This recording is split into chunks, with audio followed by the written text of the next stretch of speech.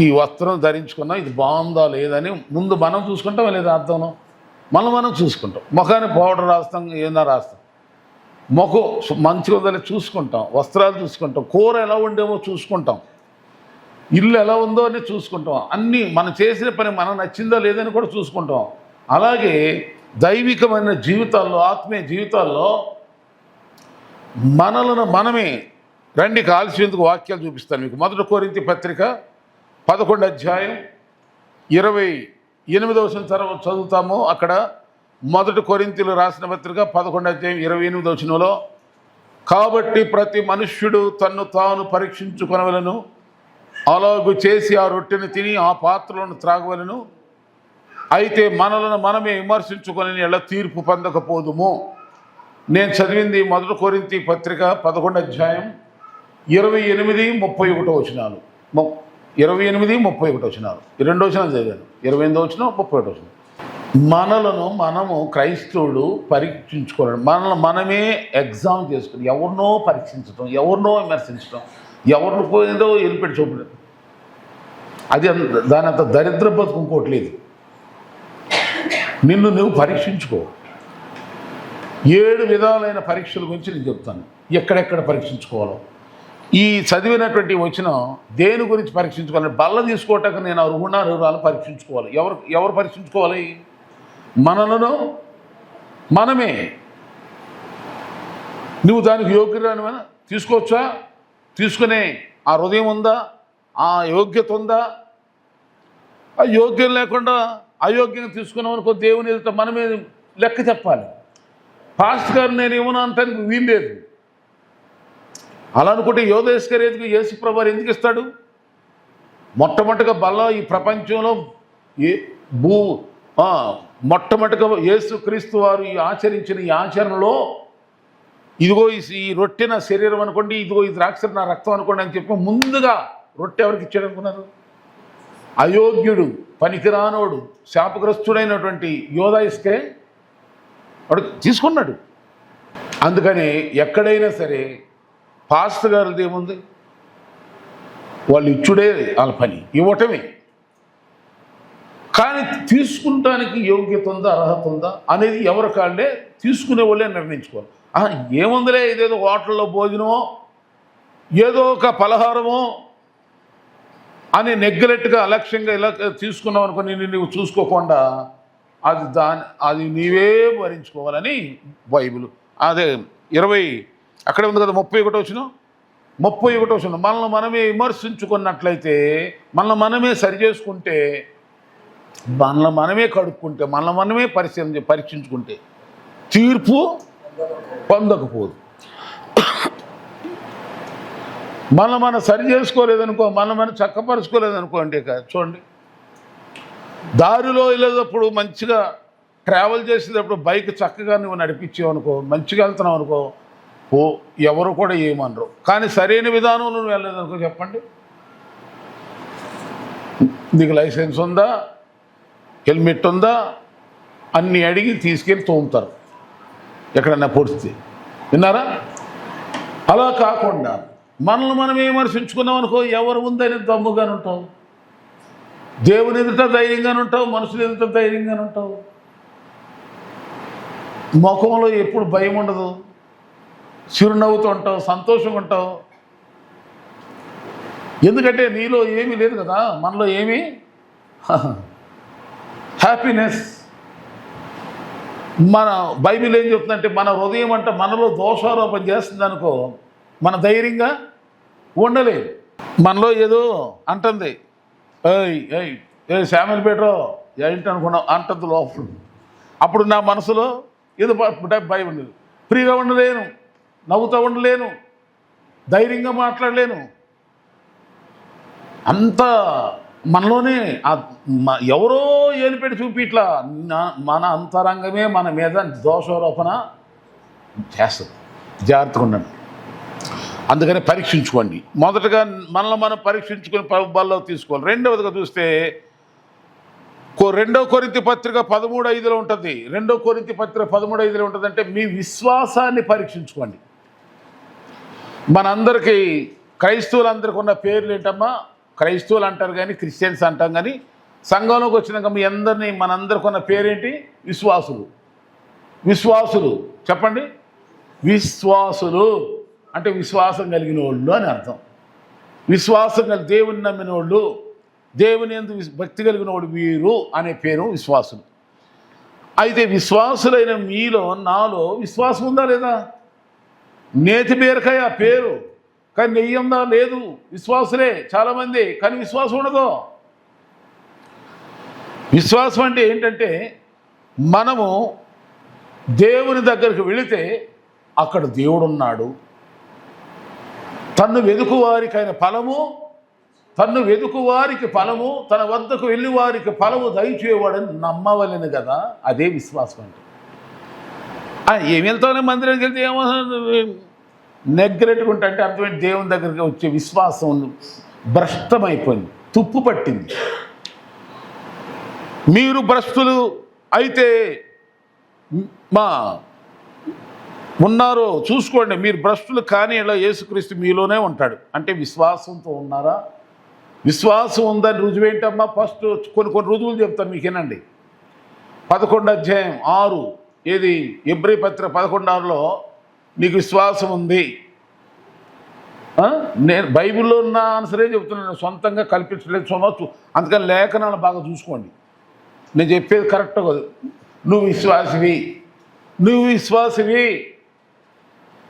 నీవు విశ్వాసివి అని అంటానికి కొన్ని రుజువులు మీకు టూకీగా చెప్తా. ఒకటి, అక్కడేముంది? దేవుని ఎద్దుకు వచ్చేవాడు విశ్వాసం లేకుండా దేవునికి ఇష్టడై ఉంటాడు సాధ్యము.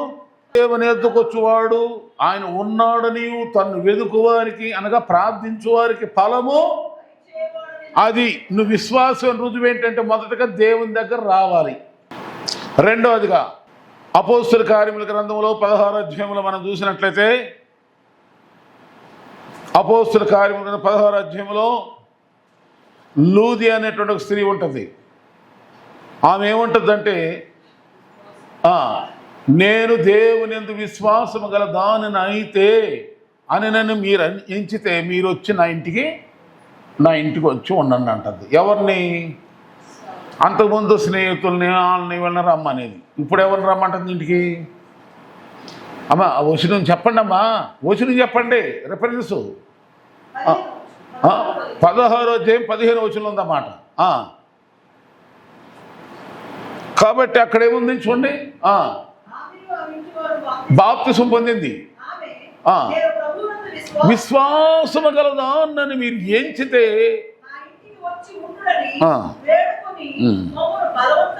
అదే చూసారు. విశ్వాసం అంటే ఏంటమ్మా ఇక్కడ చెప్పండి, మీ నోటితో చెప్పండి. అంతకుముందు బంధువులను స్నేహితులను వాళ్ళను ఇలా రమ్మనేది. ఇప్పుడు ఎవరిని రమ్మంటుంది? నువ్వు విశ్వాసం అయితే ఎప్పుడు దైవజనుడు ఇంటికి రావాలని కోరుకుంటావు. అంటే దైవజనుడు వస్తే ఏంటో మీకు తెలుసు. బైబిల్లో ఆ సారం తెలితే వదిలిపెట్టరు. సంఖ్యాకాండం 6వ అధ్యాయం లాస్ట్లో ఉంటుంది. దైవజనుడు వస్తేనే ఆశీర్వాదం.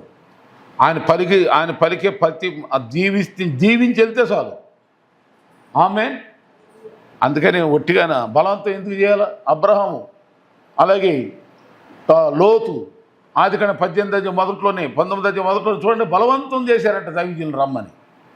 రాజుల గ్రంథం 2-4 అధ్యాయంలో చూస్తే సూర్యమిగంలో బలవంతం చేసి. ఎందుకు బలవంతం అంటే దైవజనుల్లో దేవుడు ఏ మాట పలుకుతాడో ఏమో అని వచ్చి దీవిస్తే ఏ శాపం తొలగిపోతావు, ఏ కీడు తొలగిపోతావు నువ్వు కాదు.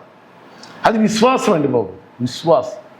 దైవజనుడికి ఏదైనా ఇస్తే దేవుడే నాకు ప్రతిఫలం, అది విశ్వాసం. అంటే విశ్వాసం. కొంతమంది ఇస్తే చూస్తామని అంటారు, వస్తే చూస్తాం, పెడతాం. కాదు విశ్వాసం అంటే అది కాదు. నువ్వు నీ దేవుని మీద ఆశ పెట్టుకుని నేను ఈ విధంగా నేను చేర్చుకునే దైవజనుని ఆతిథ్యం ఇచ్చిన, దైవజనుడిని చేర్చుకున్న, దైవజనుడి గ్లాసు నీళ్ళు ఇచ్చిన, దైవజనుడికి నేను చేసేది ఏదైనా సరే తిరిగి దేవుడు నాకు 100 అంతలు ఇస్తాడనే ఒక నమ్మిక పెట్టుకుని చేయాలి. అదే విశ్వాసం. ప్రవక్తను చేర్చుకున్నాడు ప్రవక్త ఫలము పొందుకుంటాడని బైబిల్లో లేదా? ఉందా లేదా? నువ్వు విశ్వాసమని రుజువు ఏంటంటే మొదటగా దేవుని దగ్గరకు వస్తావు, రెండవదిగా దైవజనుని ఇంటికి ఆహ్వానిస్తావు. ఏమని? ఇక మూడవదిగా ఇంకా చెప్పుకుంటూ వెళ్ళిపోతే చాలా ఉన్నాయి.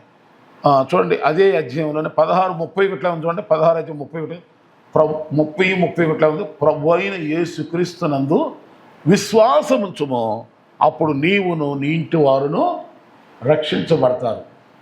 అపోస్తుల కార్యముల గ్రంథం 16:31 ఉంది. ప్రభు అయిన యేసుక్రీస్తునందు విశ్వాసముంచుము, అప్పుడు నీవును నీవు ప్రభువునందు విశ్వాసం ఉంచితే రుజువు ఏంటంటే నీ కుటుంబం అంతా దేవుని దగ్గరికి వస్తుంది. నీ కుటుంబం అంతా, చెప్పండి, నీ కుటుంబం అంతా మాట్లాడండి, ప్రభు దగ్గరికే రక్షణ పొందుతారు.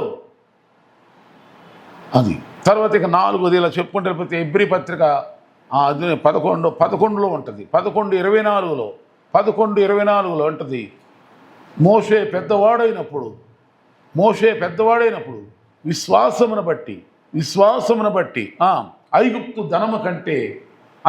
ధనము కంటే క్రీస్తు విషయమని నిందే గొప్ప భాగ్యమని ఎంచుకొని అల్పకాల పాప భోగములు అనుభవించుకుని దేవుని ప్రజలతో శ్రమలైనా అనుభవిద్దాం. ఫరో కుమారుడు 4 పనులు చేసి ఐగుప్తుని విడిచిపెట్టేసినట్టు అక్కడ చూస్తాం. మనం ఈ లోక సంబంధులుగా ప్రవర్తించకూడదు. మరి ఐగుప్తులో పెరిగాడు, ఐగుప్తు విద్యలన్నీ నేర్చుకున్నాడు, ఐగుప్తు రాజుకి పెంపుడు కొడుకు అయ్యాడు మోషే. కానీ పెద్దోడైన తర్వాత తాను ఎవరో తెలుసుకున్నాడు.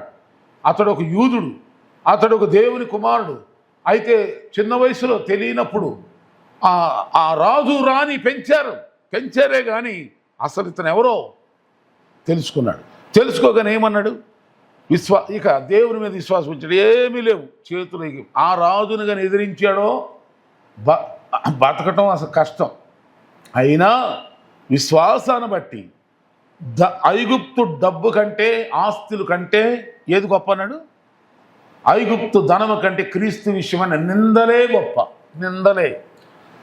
దేవుని కోసం ఏ నిందలైనా పడదాం, దేవుని కోసం ఎలాంటి అవమానాలైనా భరిద్దాం, దేవుని కోసం ఎలా దోషంలైనా పడదాం. నాకు చాలా కాలం క్రితం ఒక అమ్మ ఉండేది. ఆదివారం ప్రార్థనకు వచ్చేసి తర్వాత డ్యూటీకి వెళ్తే ఆ ఓనరు భయంకరం బూతులు తిట్టిందంట. చెప్పి, అయ్యగారు నా జీవితంలో నేనెప్పుడు కూడా అలాంటి తిట్లు ఎప్పుడు, నా భర్తే కానీ, నా బంధువులే కానీ, నా తోటి కానీ ఎవరు నన్ను అలా బూతులు తిట్టదే. అది ఏమని తిట్టిందామంటే, ఆ దేవుడే దొరికాడా నీకు, నీ ముఖానికి అని చెప్పి రకరకాల దేవుడిని నన్ను అప్పుడు అందంటే నన్ను తిడితే తిట్టమ్మగా దేవుడిని అని మాకమ్మ. నాకు అసలు మళ్ళీ మాట్లాడుతాను, దేవుడిని తిడతాను. ఇక తర్వాత క్యాన్సర్ రోగం వచ్చింది, పోయిందనుకో. ఇప్పుడుగా బాగానే ఉంది, దూరాన్ని ఉంది. ఇప్పుడు దేవుడిని దూషిస్తే దేవుడు ఊరుకుంటాడా? దేవుని స్తోత్రం. దూషించింది పోయింది, దోషం పడ్డదేమి ఈరోజు కోటీశ్వరాలే కూర్చుందా. దేవుని స్తోత్రం. ఆమేన్. విశ్వాసం ఆమె తెలియకి తిడుతుంది, పడాలి. ఏమంటారు? కనుక ఐగుప్తు డబ్బు కంటే దేవుని విషయమైన దోషంలో నిందలే గొప్పవి. ఎవరైనా యేసుప్రభుని తిట్లు పడతారా? ప్రార్థనకు వచ్చినందుకు ఎవరైనా తిడుతున్నారా? ఓనర్ ఎవరైనా ప్రార్థన చేసుకోండి, ప్రభా నీ నిమిత్తం ఈ తిట్లు తినే అవకాశం నాకు ఇచ్చేవు, నీకు స్తోత్రం. ప్రభా తిట్టినోడికి ఇంకా ఆరోగ్యం దయచేయను, ఆయన నన్ను దూషించేవాడిని ఇంకా దీవించు ప్రభా, వాడికి రక్షణ దయచేయని ప్రార్థన చేయి చాలు. బాధపడమండి. ఎందుకంటే క్రీస్తు అన్యాయంగా కదా, క్రీస్తు కోసం పడుతున్నాం కదా, ఎంతో ఆనందం. ఆమేన్. నేను అలాంటి ఎన్నో పడ్డాను ప్రభు కోసం. తెలియక ఎన్నో మంది అన్నం పెట్టేవాళ్ళు పెట్టనన్నారు, ఇచ్చేవాళ్ళు ఇవ్వనన్నారు, గౌరవించేవాళ్ళు గౌరవించలేదు, చేర్చుకోవాల్సిన చేర్చుకోలేదు, ప్రేమించవలసిన ప్రేమించలేదు.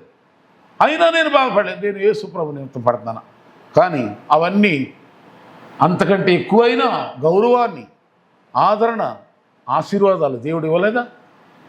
ఆమేన్. హల్లెలూయా. దేవుని స్తోత్రం. తర్వాత ఏం చేశాడు మోషే అండి? డబ్బు వద్దు అనుకున్నాడు. ఇంకేమనుకున్నాడు? ఐగుప్తు నింద గొప్ప భాగ్యమని అల్పకాల పాప భోగం. ఏమండి, లోకంలో ఒక మనిషి ఆలోచన చేద్దాం, పాపం చేస్తే ఎంతకాలం చేస్తాడు చెప్పండి?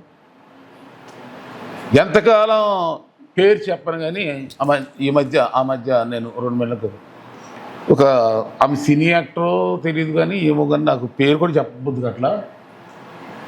ఆమె స్వేచ్ఛగా మాట్లాడుతుంది యూట్యూబ్లో, చాలా ఫ్రీడమ్, భయంకరంగా ఆమె పాపమును ఆమె చేసింది, అంటే పబ్లిక్గా చేసింది, ఏం రహస్యాలు ఉండేవి కాదు. చాలా నేను అనుకున్న పాపం చేస్తే చేద్దు కానీ ఇట్లా చేయాలరా అనుకున్నా నేను.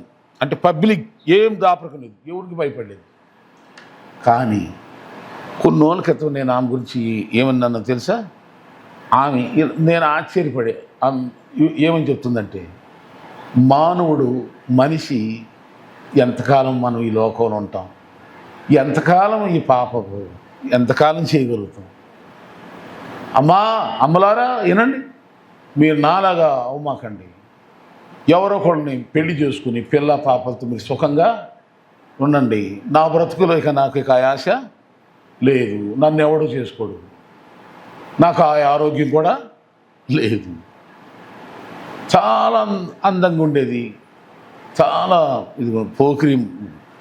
ఆమె చెప్పిన మాట, అల్పకాల సుఖాల కోసం క్షేమాకరమైన శాశ్వత పిల్ల పిల్ల పిల్ల పిల్ల తరాలు ఉండే దేవుని దీవుని కోల్పోతారా? అందుకని మోషే అల్పకాల పాప భోగముల కంటే చెప్పండి, అక్కడ ఉంది, దాని మీద ఉన్న మనసు. అల్పకాల పాప భోగములు అది ఆ పాప భోగము కంటే శ్రమ ముఖ్యం అంటున్నాడు దేవుని కోసం. తర్వాత అబ్బో గొప్పవాడు అనమాట. గొప్ప అంటే రాజు కొడుకు, కానీ ఐగుప్తుని విడిచిపెట్టాడా యూదుడు. గొప్ప ఇంటి పేరున ఉండటం ఇష్టపడలేదు, గొప్ప ఇంటి వాళ్ళమని చెప్పుకోవటానికి ఇష్టపడలేదు. చెప్పుకోవచ్చు నేను రాజు కొడుకునని, రాణి కొడుకునని చెప్పవచ్చు. యేసు ప్రభు లేని ఆ గొప్ప పేర్లు, లోక సంబంధాన్ని గొప్ప పేర్లు నాకెందుకు అనుకున్నాడేమో. పరో కుమార్తె కుమారుడు అని అనిపించుకుంటూ ఒప్పుకోకుండా ఏం చేశాడంట, కంటే ఎక్కువైన బహుమానం నాకు ఉంది అని వచ్చేసాడు. ఐగుప్తు దేశాన్ని విడిచిపెట్టినందుకు దేవుడు ఆయన ఏం చేశాడు, ఇశ్రాయేలీలు లక్షలాది మందికి ఆయన నాయకునిగా చేశాడు. ఆయన బండను అట కర్ర చూపించగా నీళ్ళు వచ్చేసినాయి, మన్నాను పైనుండి చూడటం, మేఘస్తంభం. అసలు ఏ రాజు ఇవ్వగలడంత గొప్ప కార్యం. సముద్రం చీల్చబడితే ఏ రాజు అన్న వెళ్ళి ముందు నుంచి ఉంటే, ఏ రాజైనా ఏది ప్రపంచంలో ఏ రాజైనా వెళ్ళి ఏయ్ సముద్రమా నేను ఎవరిని అనుకున్నావు అన్నాడు అనుకో, రా మింగుతానంటది సముద్రం. అవునా? రా నువ్వు రాదు అంటావు, రారా వచ్చిరా, 2 అడుగులురా, 3 అడుగులురా, 4 అడుగులురా, 6 అడుగులు రారా నీ దమ్ముంటే అంటది. కానీ మోషే వెళ్ళి సముద్రం ముందు నుంచోగానే ఏం చెప్పండి చెప్పాలి, ఏమైంది? ఎర్ర సముద్రం కర్ర చూపించండితే, కర్ర దేనికి చూపిస్తాం? కుక్కకు చూపిస్తాం. అంటే సముద్రము మోసే దృష్టిలో ఏంటి? కుక్క. ఆమేన్ చెప్పండి. 10 తెగుళ్ళకు కర్ర చూపించాడు, వచ్చి పడ్డాయి. అంటే ఇంత పవర్ఫుల్గా దేవుడు వాడుకోవాలంటే అంత త్యాగం చేయాలి ఏసై కొరకు. ఏ త్యాగం ఉండి సావదో వచ్చి పడాలి మూటలు. దరిద్రం వచ్చి పడింది, దరిద్రం కొని తెచ్చుకోండి. నీ విశ్వాసాన్ని క్రియలతో రుజువు చేయాలి. ఇప్పుడు ముందే దేవుడు ఎన్ని ఇస్తానని చెప్పాలా మోషేకి. ఓ మోషే రా అన్లా. ఎప్పుడైతే ఈ త్యాగం చేసి బయటకు వచ్చాడో విన్నాడయ్యా, త్యాగం చేసి బయటకు వచ్చి మిద్యానరణ్యంలో మేనమామ మందను, గొర్రెల మందను ఇప్పుడు కాస్తుంటే, ఇలాంటి వాడే నాకు కావాలని దేవుడే దిగొచ్చి మోషే అని పిలిచాడు. ఎప్పుడు పిలిచాడు? తన త్యాగం, దేవుని కోసం తాను తీర్మానించుకున్న త్యాగం, తన యొక్క పట్టుదల, ఆశ దేవుడు చూసి అప్పుడు మోషే.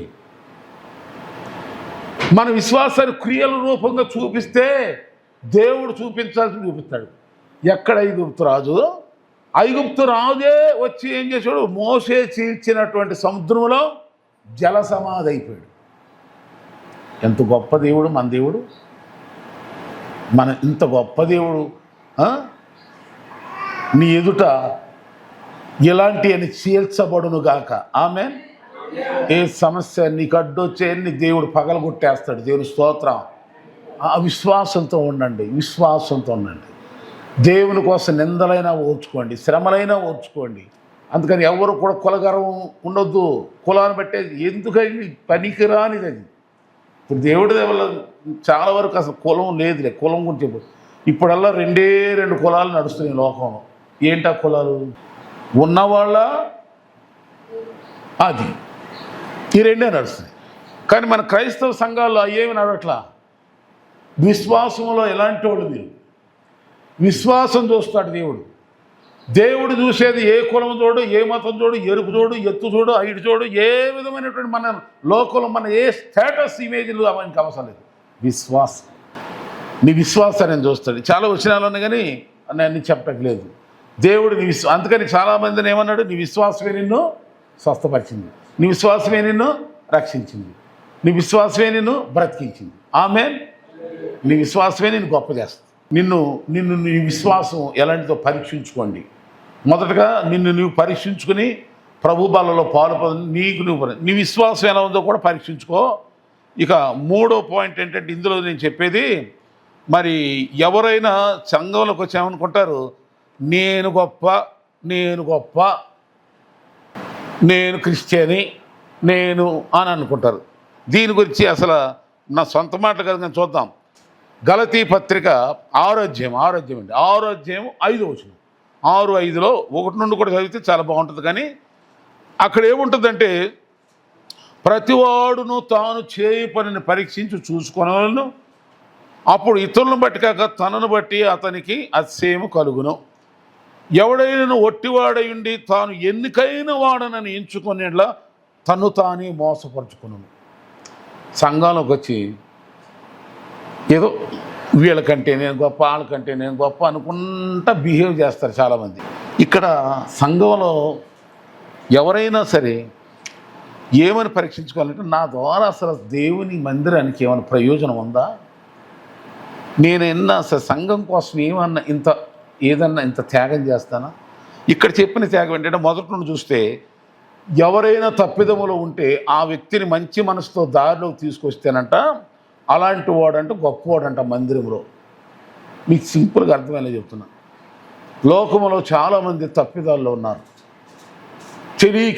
కొంతమంది తెలిసి, కొంతమంది తప్పిదం ద్వారా కలిగే నష్టాలేవో కష్టాలేవో వాళ్ళకి తెలుస్తుంది. తెలియక కొందరు, తెలిసి కొందరు. ఇలాంటి వాళ్ళనంట మనం ఏం చేయాలంట? మంచి దారిలోనికి తీసుకురావాలి. అప్పుడు నువ్వు అనుకోవద్దు, దేవుడే నిన్నేం చేస్తాడు? నలుగురిలో గౌరవం వస్తుంది. సంఘంలో వద్దన్నా ఎన్నుకుంటాం, కుడి భుజం అనుకుంటాం, ఎముక అనుకుంటాం. ఏ విధంగానైనా పోదు. ఏమి లేకుండా గొప్పతనాలు కావాలి సంఘంలో. తెలియనప్పుడు పాపం తెలుసుకుంటారని గౌరవిస్తాం ఎవరినైనా. ఇంక పెద్దకి మనల్ని ఇట్ట గౌరవిస్తారు అనుకోమన్నది పొరపాటు. అది తగిన యోగ్యత. అసలు నేను ఎలా ఉండాలి? మీ ఇంటికి చుట్టం వస్తారు, వచ్చినప్పుడు తాను ఎంతవరకు ఉండాలో, ఎలా ఉండాలో, ఏ విధంగా ఉండాలో ఉంటేనే. లేకపోతే ఏమంటావు చెప్పండి, ఎప్పుడు వెళ్తావయ్యా అని అంటారు. లేదు, మీరు బస్సు వస్తుంది, మా ఊరికి టైం అయిపోతుంది, ఒకటే బస్సు, ఇక మళ్ళీ రాదు, వెళ్తారా? రాలేదా ఉపయోగం? ఎర్రి తిక్క వేషాలు వేసేవాళ్ళని, డిసిప్లిన్ లేని వాళ్ళని. ఇది కూడా అంతే. సంఘములో నా ద్వారా ఏదైనా ఉపయోగం ఉందా? ఒక వ్యక్తిని, ఒక ఆత్మను రక్షించినా నేను, ఒక్క వ్యక్తిని నా ద్వారా ఒక పాపి రక్షణ పొందితే, ఒక పాపాత్ముడు రక్షించబడితే పరలోకములు తండ్రి సంతోషం. ఇక్కడ సంఘములు కూడా అలా కాదు. ప్రార్థన చేయమంటే, ప్రభా సంఘాన్ని నింపేసి నాయన, స్తోత్రం నాయన, స్తోత్రం.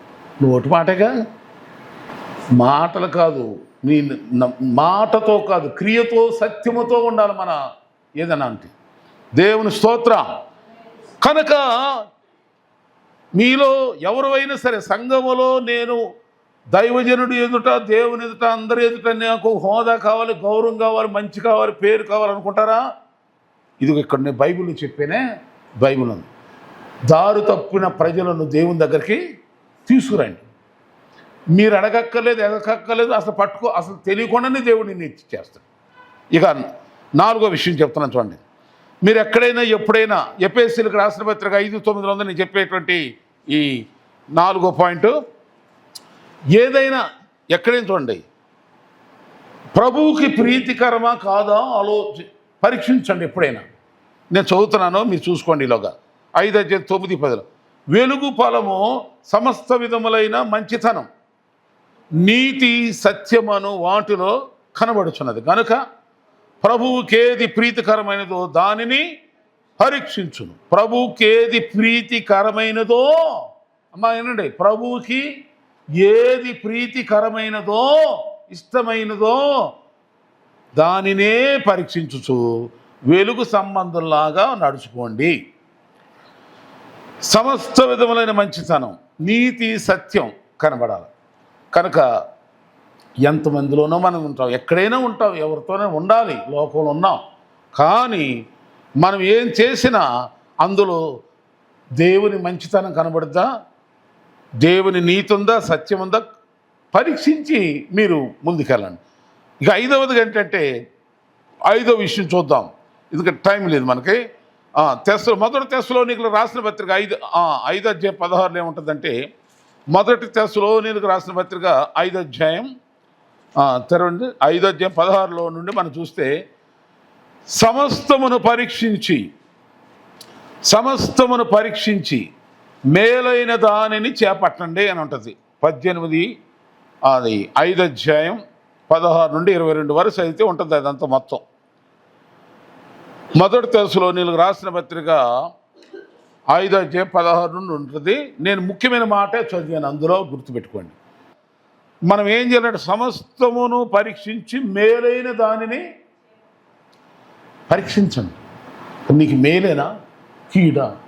నీ ఆత్మీయ జీవితానికి, నీ విశ్వాస జీవితానికి, నీ భక్తి జీవితానికి, నీ భవిష్యత్తు అందమైన జీవితాన్ని పాడు చేసే పరీక్షించి ఆలోచన చేసి అది మేలైతే చేపట్టు, కీడైతే దూరంగా పారిపో. ఇక 6వదిగా చూడండి, 6వ విషయం ఏంటంటే, మొదటి యోహాను రాసిన పత్రిక 4:1 నుండి చూస్తే, 4వ అధ్యాయం మొదటి యోహాను పత్రిక 4:1 నుండి చూస్తే ఇక్కడ చూడండి, ఇక్కడ ఏముంటుందంటే, అబద్ధ ప్రవక్తలు లోకంలోకి వచ్చేసారు.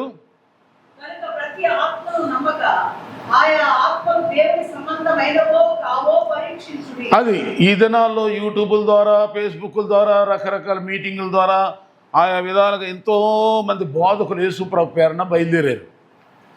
చాలామంది అలాంటి వాళ్ళు బయలుదేరారు. కనుక ప్రతి ఒక్కరూ పాస్టర్ గారు కాదు, ప్రతి ఒక్కరు వాళ్ళకు డబ్బు ఉండొచ్చు. ఎందుకంటే వాళ్ళు డబ్బు ఉంది కనుక డెకరేషన్లు పెడతారు, పెద్ద పెద్ద హోటళ్ళు తీసుకుంటారు, ఫంక్షన్ హాల్ తీసుకుంటారు, పెద్ద పెద్ద గ్రౌండ్లు తీసుకుంటారు. ఎందుకంటే బిజినెస్ కదా వాళ్ళు చేసేది. ఒక ఆత్మరక్షణ పొంది వాళ్ళు దైవికంగా నడిపించే గుణం కదా వాళ్ళు. ఏ విధంగానే సరే బిజినెస్ చేసారు లోకంలో, అదేదో లాస్ అయిపోయింది, ఈ బిజినెస్ ఇంకా బాగుంటుందని బిజినెస్ టైప్లో సేవ చేసే వాళ్ళు ఉన్నారు. అలాంటి వాళ్ళు ఉన్నారు కనుక మీరు వాళ్ళు నిజంగా దేవుని బిడ్డలా కాదని పరీక్షించండి. ప్రతివాడు పాస్టర్ కాదు, ప్రతివాడు దేవుని చేత పంపబడినవాడు కాదు. ఎంచి దినాల్లో ఎలా ఉంటుందంటే, అసలు యేసుప్రభు నేనే అంతా వచ్చేవాళ్ళు ఉంటారు, ఇంకా వస్తారు.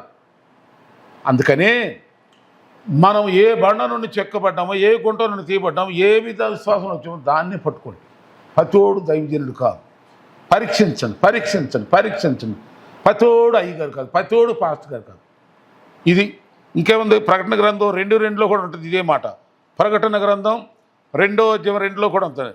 నీ క్రియలను, నీ కష్టము, నీ సహనము నేను ఎరుగుదును, నీవు దుష్టులను సహింపలేని అపోస్తులను కాకయే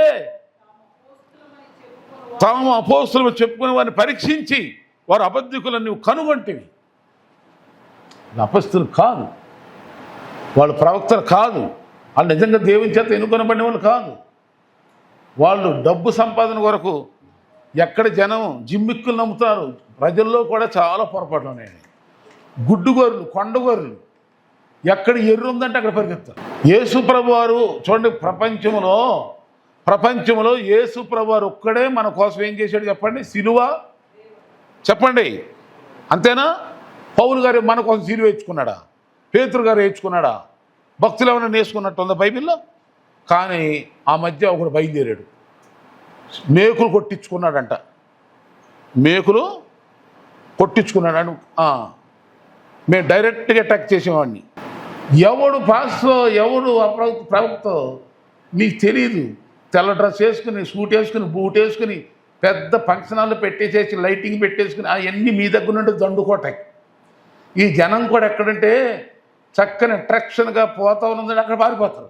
చెట్టు కింద అయినా గుడిసెలోనైనా అక్కడ సరైన వాక్యం ఉందా, ఆత్మీయత ఉందా అది గుర్తించట్లా. ఆ లైటింగ్లు ఏ సినిమా హాలా లేకపోతే సర్కాసా? భక్తి గడ ఇవన్నీ డెకరేషన్లు, ఈ అరేంజ్మెంట్స్ దాంటి కాసిపడింది. దేవుని కోసం అనట్లేదా? అలాంటి వాళ్ళు ఎట్ట దైవజనులు అవుతారు? బైబిల్ ఎక్కడం చెప్పండి. ఇంటింట చెట్ల కింద నదీ తీరం వల్ల ప్రార్థన జరిపారు. ఎందుకంటే భక్తి అంటే ఇదివరకు క్రైస్తవ్యం ఎక్కువ డెవలప్మెంట్ అవ్వాలి, ఇప్పుడు అవుతుంది. ఇప్పుడు అవుతుంది కనుక ఏం చేస్తున్నారంటే చాలా మంది దొంగలు, ఎదవలు, పనికిమాలిన సన్నాసులు వ్యాపారాల్లో అన్నిట్లో దెబ్బతిని ఎందుకు పరికరం దిక్కులేని సాగకుండా ఆ టెక్నికల్ ఈ బిజినెస్లో ఉపయోగించింది. యేసు దైవికమైన పేరుతో యేసు ప్రభు పేరున ఇది నేను ఆన్లైన్ చెబుతాను, అందరూ వింటున్నారు. యేసు ప్రభు పేరున వ్యాపారాలు చేస్తున్నారు కనుక అక్కడ పెద్ద మీటింగ్ అంది, అందరు వెళ్తున్నారు. దిగేరు మంది దిగేరు. ఎందుకు నీ ముఖానికి నీకేమైనా ఉపయోగమా? వాడికి లాభం. ఆ జిగేలు బిగేలు చూసి చందాలు ఇస్తారని చెప్పి పోగేసుకుంటాడు, వెళ్ళిపోతాడు. నువ్వెవరో తర్వాత నాకు ఒక ఆమె స్వయంగా చెప్తుంది, ఒక అతనికి ఆ జిగేలు బిగేలు చూసి ₹1,00,000 ఇచ్చిందంట కానుక. తర్వాత సంవత్సరం మళ్ళా మీటింగ్లోకి వచ్చినాక, అయ్యా నేను గుర్తున్నా, ఎవరు నువ్వు అన్నాడంట. ఎవరు? ₹1,00,000 కానుక ఇచ్చినామని మళ్ళా సంవత్సరానికి ఏమన్నాడు ఈయన? ఎవరు నువ్వు అన్నాడు. సిగ్గులో సచ్చింది. ఇలా ఉంటే అందుకనే ఎవరు దైవజనులో, ఎవరు పాస్టర్ గారులో, ఎవరు మీ ఆత్మీయ క్షేమాభివృద్ధికి ప్రయోజకరమైన కొంచెం ఆలోచించి ప్రతి ఆత్మను, ప్రతి పాత్రని, ప్రతి సేవకుడి పేరు పెట్టుకుని నమ్మమాకండి, పరీక్షించండి. ఇక లాస్ట్ ఫైనల్ రోమీలకు రాసిన పత్రిక 12:2 ఏముందంటే 7 పరీక్షలు విశ్వాసులు అందరూ 7 ఈ పరీక్షలు రాయాలి మీరు. 7 పరీక్షలు. ఇదేంటంటే రోమా రాసిన పత్రిక 12:2 ఉంది. మీరు ఈ లోక మర్యాదను అనుసరింపక ఉత్తమమును అనుకూలమును సంపూర్ణమైన దేవుని చిత్తమేదో అది. అవునండి, దేవుని స్తోత్రం, ఆమేన్. ఉద్యోగ విషయంలో దేవుని చిత్తమేనా? పెళ్లి విషయంలో దేవుని చిత్తమేనా? ఇల్లు విషయంలో దేవుని చిత్తమేనా? ఈ ప్రయాణం విషయంలో దేవుని చిత్తమేనా? ఈ దాని గురించి ఏం చేయాలంటే మనము పరీక్షించుకోవాలి. ఈ దేవుడి చిత్తమేనా, మానవ చిత్తమా, సైతం చిత్తమా పరీక్షించుకోవాలి. దేవుడే ఈ మెసేజ్ని మీ అందరి కొరకు ఆశ్రయించును గాక.